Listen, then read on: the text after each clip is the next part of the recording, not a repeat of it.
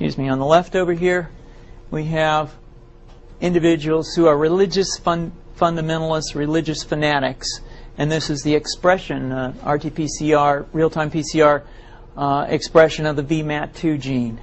Over here, we have individuals. So let me complete. So over here, we have individuals who are not particularly fundamentalists, not particularly religious, and you can see there's a much reduced expression of this particular gene, the VMAT2 gene. Another evidence that supports our hypothesis for the development of this approach.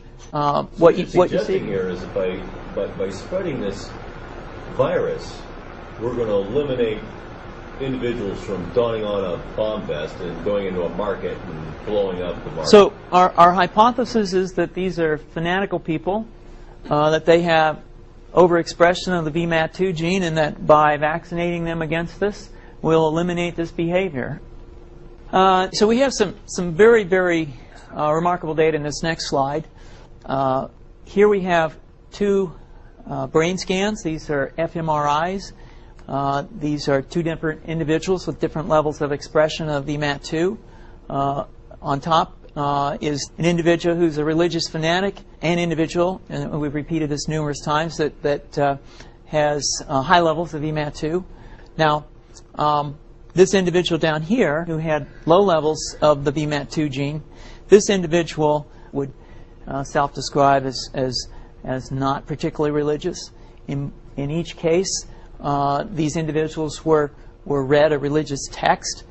This individual lit up the right middle frontal gyrus, shown here, and that's a part of the brain that's associated with theory of mind.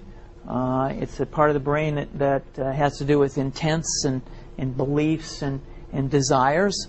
In marked contrast, here's an individual who would not particularly self-describe as religious, and when they're read a religious text, what you see is that this part of the brain called the anterior insula lights up. This is a part of the brain that's associated with disgust or displeasure on hearing something.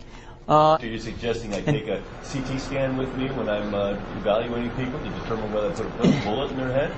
So the data that I'm presenting here supports the concept that we're proposing, and I think that we would not propose to do CT scans or fMRIs on individuals out in the hinterlands of Afghanistan. The virus would immunize against this VMAT2 gene, and that would have the effect that you see here, which is it's essentially to turn a fanatic into a normal person. And we think that will have major effects in the Middle East. How would you suggest that this is going to be dispersed? Aerosol?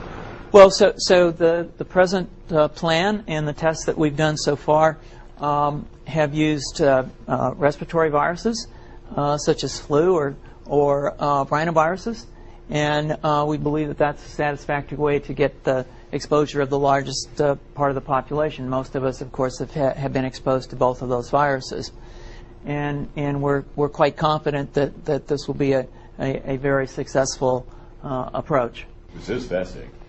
What's the name of this proposal?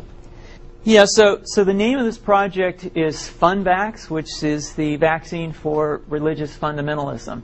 And you have a proposal already?